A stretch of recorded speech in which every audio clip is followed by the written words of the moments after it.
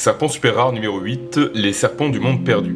Bonjour à tous, continuons notre découverte des serpents les plus rares du monde et quittons l'Afrique pour nous envoler cette fois-ci vers l'Amérique du Sud, plus précisément dans les régions où se trouvent des tépuis. Alors les tépuis, ce sont des sortes de montagnes au toit plat, dépassant de la jungle un petit peu comme des icebergs de la Terre en fait. La biodiversité qui le renferme présente un très fort taux d'endémisme, c'est-à-dire qu'on y trouve des espèces qu'on ne trouve nulle part ailleurs, en raison premièrement de l'isolement dans lequel vivent ces espèces et également à cause des microclimats que l'altitude provoque dans ces milieux. Comme le dit César Barrio Amoros, l'herpétologue spécialiste des tépuis, imaginons un archipel d'îles tropicales séparées les unes des autres non pas par l'eau mais par l'élévation. Le plus haut mesure plus de 3000 mètres et dû aux précipitations annuelles exceptionnelles sur les mesas, c'est-à-dire le sommet des tépuis, il présente souvent de gigantesques cascades merveilleuses comme celle d'Angel Falls au Venezuela qui atteint 979 mètres. L'aura de mystère qui entoure les tépuis inspirera notamment Arthur Conan Doyle pour son roman The Lost World, Le Monde Perdu. Parmi cette biodiversité endémique, on y trouve bien sûr des serpents et c'est d'eux dont on va parler aujourd'hui. Numéro 1, Atractus duidensis, décrit en 1961 au Venezuela, il est endémique du tépuis de Cerro Duida qui s'élève à 2358 mètres.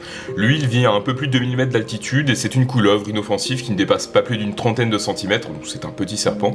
On ne sait rien de son alimentation, mais il doit probablement se nourrir de vers de terre et de petits insectes comme ses cousins Atractus de basse altitude. Il n'existe aucune photo de lui vivant, on ne connaît que 2 spécimens collectés en 1929. Ça donne envie d'y aller pour le redécouvrir.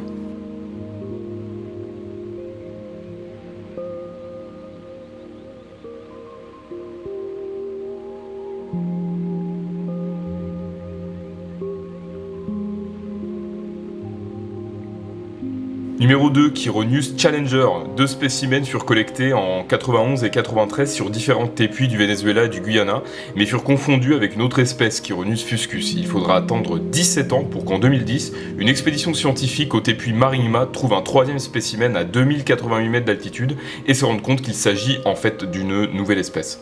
Il fut nommé en hommage au professeur George Edward Challenger, un personnage du roman Le Monde Perdu, qui a passionné le Belge Philippe Koch, son descripteur, lorsqu'il était enfant. Atteignant pour ce qu'on sait environ 70 cm, c'est une moyenne et inoffensive couleuvre vivant dans les forêts épaisses de ces biotopes mystérieux.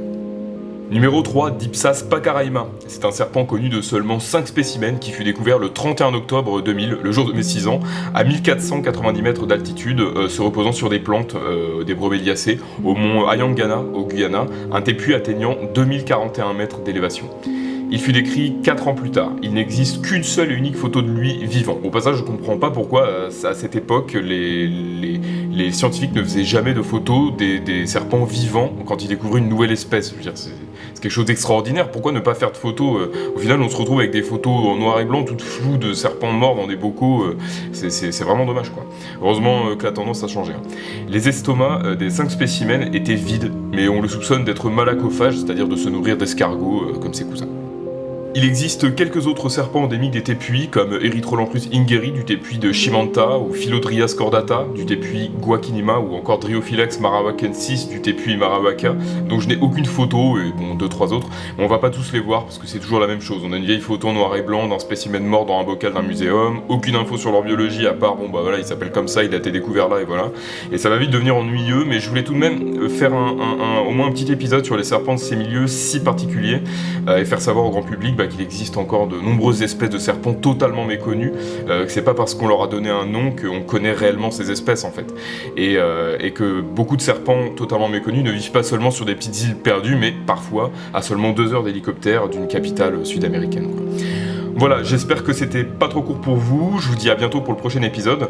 Petit aparté, bon je vais pas vous raconter ma vie, mais je vous cache pas que je traverse une période assez noire, voire même disons-le très sombre, et chaque petit commentaire me donne vraiment du baume au cœur, alors je tenais à remercier toutes les personnes chaleureusement qui commentent et qui s'abonnent, ça me donne vraiment envie de continuer, ça me fait chaud au cœur, merci, vraiment merci beaucoup à vous les amis. À bientôt.